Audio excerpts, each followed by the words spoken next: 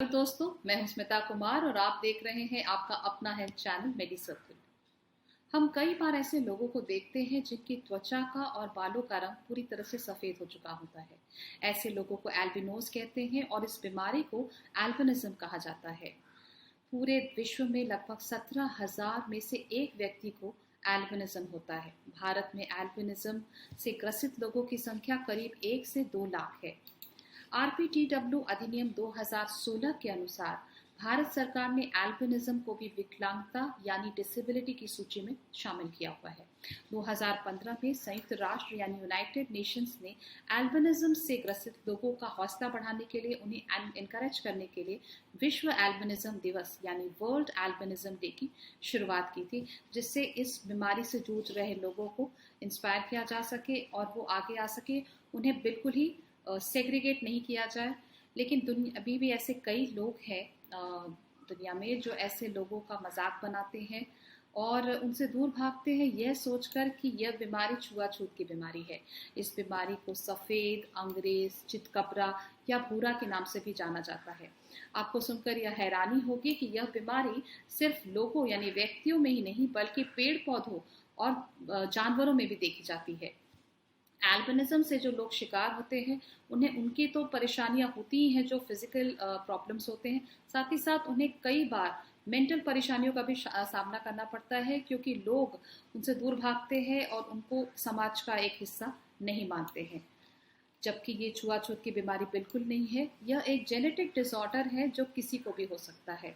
मेडी circle आपके पास लाता है right information straight experience doctors और एक्सपर्ट्स की जुबानी। तो आइए जानते हैं डॉक्टर्स से ही कि एल्बिनिज्म क्या है और क्या ये क्योरेबल है। Stay healthy, stay tuned to Medi circle.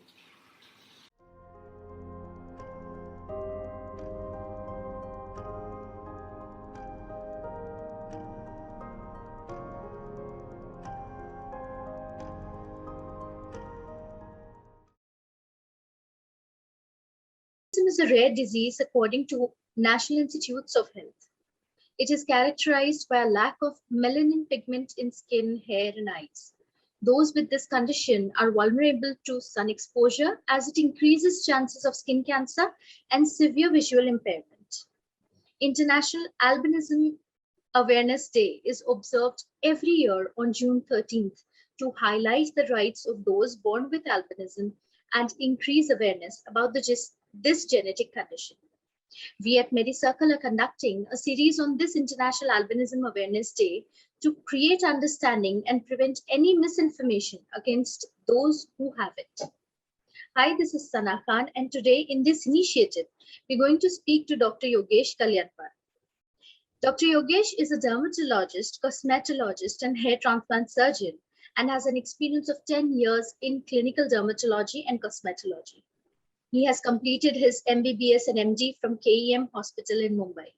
He currently practices and owns Skin Armor Clinic in Santa Cruz, Mumbai. He is a life member of Indian Association of Dermatologists, Venereologists, and Leprosy. Dr. Yogesh has mastered techniques of hair transplant and also provides services like Botox and filler injections, PRP, acne management, chemical peeling, etc.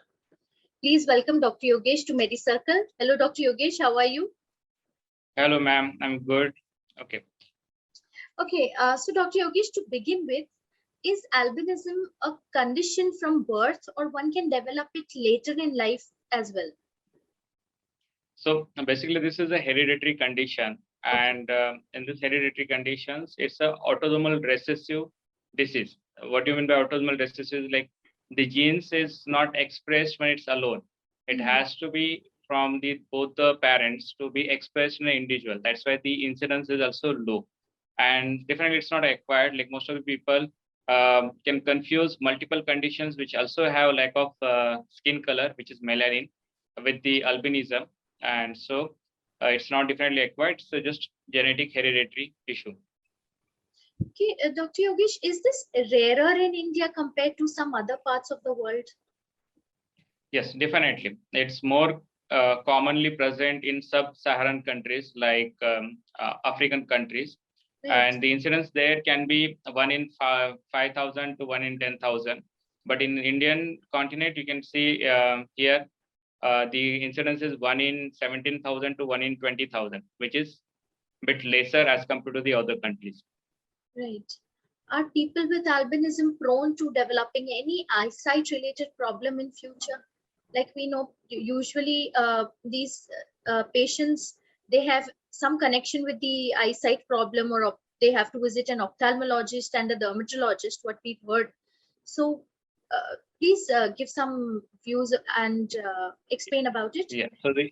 So now the albinism itself is the condition where the patient fails to produce the melanin. Now the melanin not only present in the eyes, it is present in the skin, eyes, and the hair. So all three parts will get affected. You can see the eye sites which is there. The melanin actually defends from the excess sunlight. So this patient are more prone for the photophobia. Means whenever they go in harsh sunlight or there is excess sunlight, it causes them a difficulty for focusing. Then they can develop nystagmus, which is rapid eye movements because of the again lack of melanin, which can cause this retinal pigment problem. Then they can also develop amblyopia over a period of time because of these nerves which are carrying the images to your brain are not properly developed. So they can decrease the sightedness as well. So these issues are very common, and these issues can actually seek a lot of advice from their ophthalmologist. So they need to wear some tunnel glasses, and they need to take care of their eyes. More frequent ophthalmological visits are necessary for them. Okay, and is there a cure for it? So now there is no cure because it's a genetic disease. We can definitely try to give some treatment which is actually preventive for the many diseases which they can develop. So they can develop some skin cancers which are very common because they don't have the defensive melanin in them. So if they are exposed to the harsh sunlight, they can definitely develop this skin-related issues. They can develop this eye-related diseases, and that's why their short lifespan can be shortened because of this conditions, which can lead to some cancers, skin malignancies, which are very common. And it's very difficult to identify their skin malignancies as well, because even the melanoma in them looks very pinkish. So it's they require routine checkup with the dermatologist. They require routine checkup with the ophthalmologist, and with that they can easily have the normal lifespan. So for now there is no cure, but definitely they can take precautionary measures and they can have a normal life. Thank you so much, Dr. Yogesh, for coming to our show and sharing your valuable time and insights with us and our viewers today. It has been a pleasure having you on the show. Yes, thank you so much. Thank you so much. Take care. Bye-bye. And I wish all the albinism people there to have there are a lot of societies are there to create the awareness, and they have this special child education policy as well, where they give some insights like how the child should be managed with albinism. And if you are a parent and if you have this kid with the albinism, you can definitely join these societies, and then you can actually mold your child in a different way so that he can easily adjust with he or she can easily adjust with the normal society norms and can have a bright future. And to prevent albinism in the kids, you can definitely go for some genetic testing. The fetal genetic testing is available. So if you feel that you have some genes, you can definitely get tested for this thing and prevent this albinism issue. Thank you so much, Dr. Yogesh. I'm sure your idea and your knowledge would be imparted to our viewers today, and I'm sure it's going to be really helpful to them. Thank you so much.